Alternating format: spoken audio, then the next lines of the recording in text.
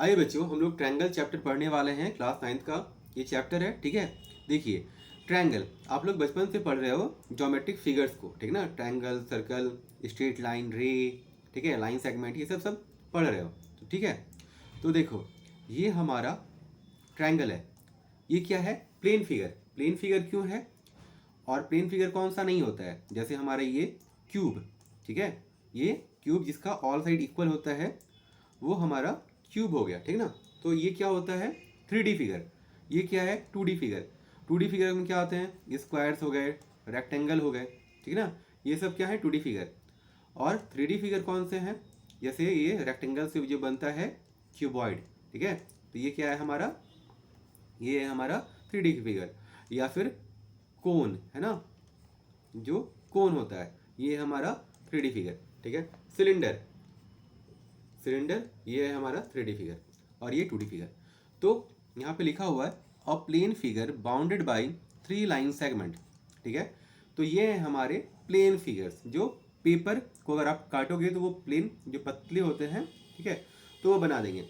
लेकिन अगर 3D हो जाए तो जैसे आपका बुक है, ठीक है, ये 3D जो है, जैसे इसमें एक प्रैक्टिकल एग्जाम्पल, आप क्यूबॉइड, आपका बुक तो क्यूबॉइड जैसा दिखता है ना, तो थोड़ा सा मोटा होता है, लंबा हाइट होता है, ठीक है, तो वो क्यूबॉइड हो गया, ठीक है। अगर आप जो वो क्यूबिकल्स जो घुमाते हो शायद, जिसमें कलर्स मैच करना होता है सारे साइड का, वो क्यूब होता है, तो वो सारे क्या है? 3D फिगर, ठीक है। तो यहाँ देखो a plane figure bounded by, मतलब घेरे हुए हैं, by 3 line segment. Line segment क्या होता है? जो हर तरह से इसका एक लाइन का हिस्सा है। मतलब ये तो हमारा रे हो जाता है ना, ये हमारा रे हो जाता है। लेकिन ये लाइन सेगमेंट, तो ये आपके रे में एक तरफ एरो होता है और एक तरफ ये ऐसे होता है। लेकिन इसमें लाइन सेगमेंट क्या होता है? दोनों साइड आपका ये ऐसे किया जाता है ना, मतलब ये एक लाइन का हिस्सा होता है, ठीक है।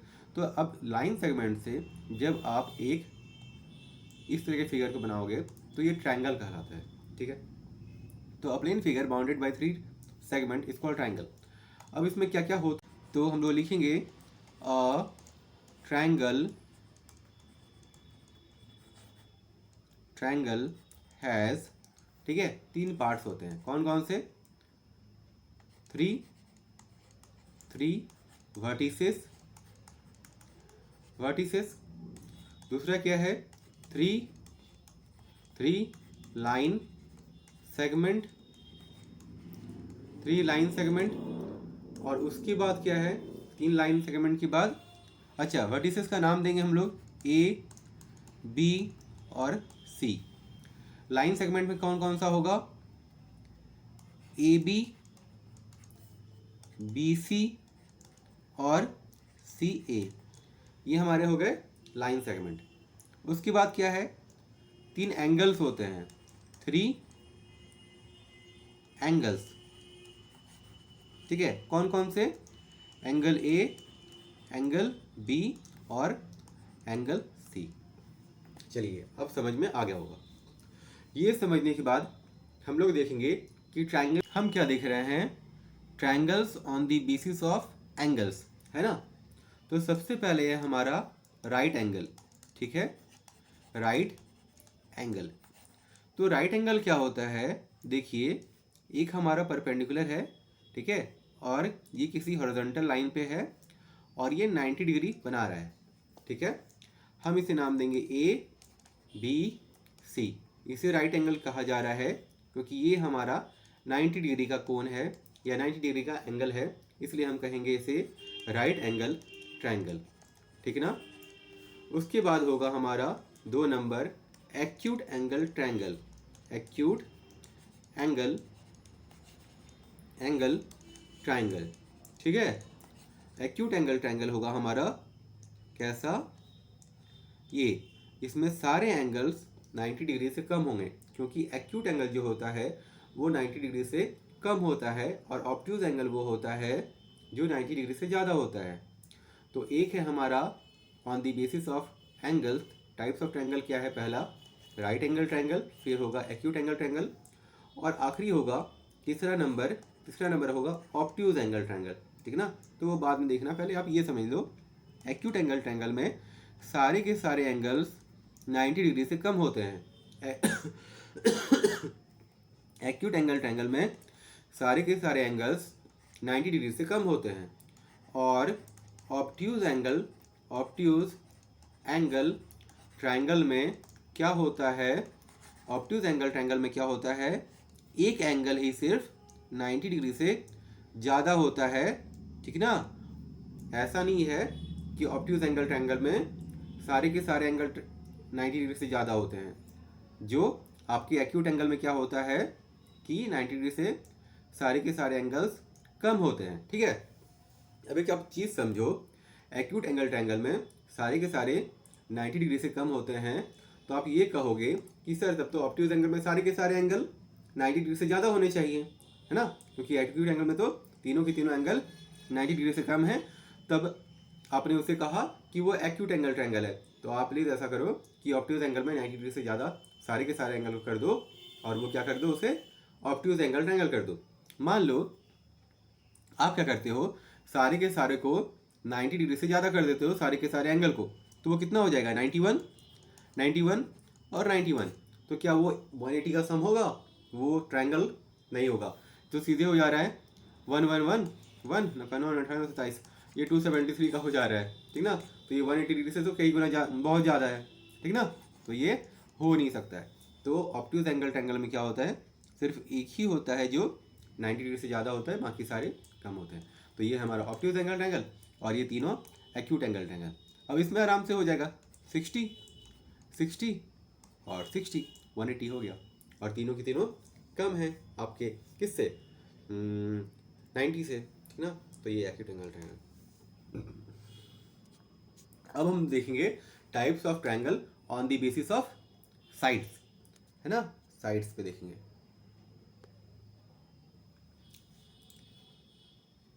Types of triangles on the basis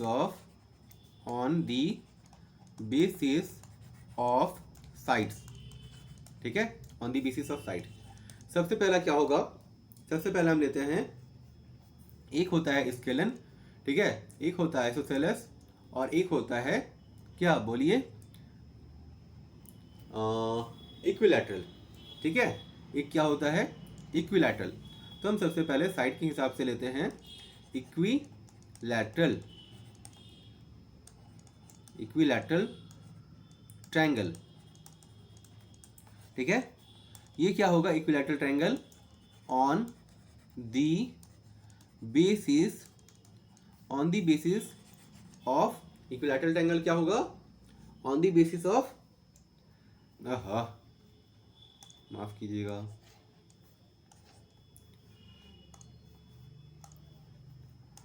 all sides are equal, ठीक है, ऑल साइड्स आर इक्वल, सारे के सारे साइड इक्वल हो गए इक्विलैटरल ट्रायंगल में। आपका इसका नाम दे दो आप ABC, ठीक है, और इसके सारे साइड बराबर हैं। जो 1 कट देख रहे हो ये इन्हें इक्वल दिखाने के लिए दिखाया जा रहा है, ठीक ना, ठीक है। अगर आप ऐसे लोगे, ठीक है, मान लो आप दिखाना चाहते हो कि ये दोनों बराबर हैं, तो आप इन्हें, ये दोनों साइड बराबर हैं तो इन्हें एक कट दे दो, ठीक है। चलो, आप 2 कट्स भी दे सकते हो, 3 कट्स भी दे सकते हो, ठीक है, डिपेंड करता है। इक्विलैटरल ट्रायंगल के बाद अब दूसरा है हमारा आइसोसेलेस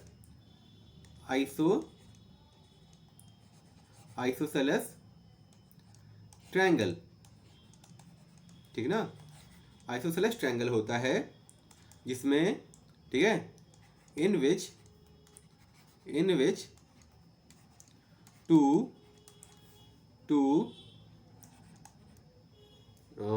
हम लोग on the basis of side देख रहे हैं, ठीक है, इन विच 2 साइड्स आर इक्वल, ठीक है, इन विच 2 साइड्स आर इक्वल। अब क्या है, तीसरा नंबर क्या होगा, स्केलन एंगल ट्रायंगल, ठीक है, SCALE, स्केलन एंगल, सिर्फ ट्रायंगल होगा, scalene TRIANG, scalene triangle. Scalene triangle में क्या होता है, नो साइड्स आर इक्वल, ठीक है, कोई भी साइड इक्वल नहीं होता है, नो साइड्स इज इक्वल। ठीक, कोई भी साइड इक्वल नहीं होता है। इतना समझ में आया। अब देखो, क्योंकि इक्विलैटरल ट्रायंगल में सारे के सारे साइड्स आपके इक्वल हैं, ठीक है, तो आप बाद में ये सब में थ्योरम पढ़ोगे, ठीक ना, कि इसके अपोजिट साइड कौन सा है, ये वाला एंगल है, इसके अपोजिट साइड कौन सा है, ये वाला एंगल है, और इसके अपोजिट साइड कौन सा एंगल है, ये एंगल है। तो ये तीनों एंगल बराबर होते हैं, ठीक है, क्योंकि थ्योरम है कि angle opposite to equal sides are equal. ठीक है, ऐसा थ्योरम है, बहुत सारा हम लोग पढ़ेंगे और प्रूफ करेंगे। ठीक है, तो इस हिसाब से एक थ्योरम यहाँ क्या बन जाता है, angle opposite to equal sides equal sides of a triangle are equal. ठीक है, तो वो एक थ्योरम है। फिर यहाँ आइसोसेलेस ट्रायंगल, आइसोसेलेस में क्या बताया गया आपको कि एक ट्रायंगल के दो साइड्स बराबर होते हैं, ठीक ना। तो यहाँ पे बोल सकते हो कि वही angle opposite equal sides are equal. यहाँ पे ये दोनों बराबर हैं, तो इसके साइड ये और इसके मतलब इसके अपोजिट ये हो गया और इसके अपोजिट ये हो गया, तो ये दोनों बराबर हो जाएंगे। तो ऐसा ऐसा थ्योरम हम लोग पढ़ेंगे। फिलहाल उम्मीद है कि आप लोग को इतना समझ में आया होगा कि ट्रायंगल क्या है, ट्रायंगल में पार्ट्स कौन से होते हैं, on the basis of angles कितने तरह के ट्रायंगल हैं, और on the basis of sides कितने तरह के ट्रायंगल हैं।